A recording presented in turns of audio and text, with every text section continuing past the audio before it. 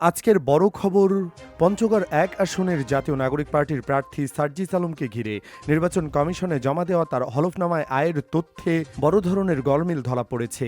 হলফনামার তথ্য ও আয়কর রিটার্নের পার্থক্য প্রমাণ করছে যে আয়ের হিসাব সব ঠিকমতো দেওয়া হয়নি। ২৭ বছর বয়সী সার্জিস আলমের হলফনামায় নিজেকে ব্যবসায়ী হিসেবে উল্লেখ করেছেন।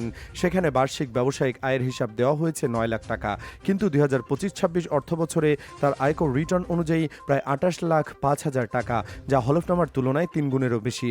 অর্থাৎ হলফনামায় আয়ের তথ্যের সঙ্গে কর রিটার্নের তথ্যের উল্লেখযোগ্য অসামঞ্জস্য দেখা দিয়েছে। সম্পদের ক্ষেত্রে অসঙ্গতি লক্ষ্য করা গেছে। আয়কর রিটার্নে সার্জিসের মোট সম্পদ ৩৩,৭৩,০০০ টাকা, কিন্তু হলফনামার বিবরণীতে তিনি উল্লেখ করেছেন ৫,৬১,০০০ টাকা।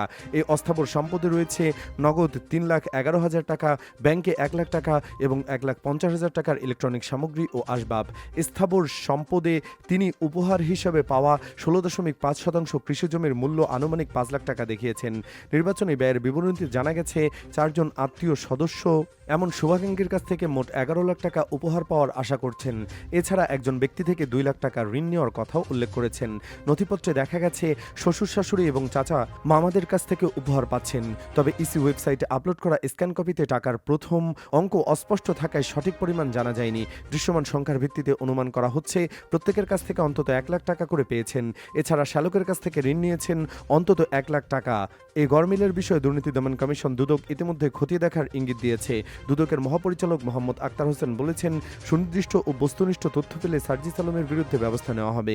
এছাড়াও জানা গেছে সার্জিস আলমের বিরুদ্ধে গাজীপুরে একটি ফৌজদারি মামলা রয়েছে। সব মিলিয়ে এই তথ্যগুলো নির্বাচনী মাঠে প্রার্থীটির বিশ্বাসযোগ্যতার প্রশ্ন তোলার মতো। বিষয়টি ধাপে ধাপে খতিয়ে দেখা হবে এবং প্রয়োজনীয় ব্যবস্থা নেওয়া হবে। তারিফ বিন জিহাদ, দেশ 24 লাইভ, ঢাকা।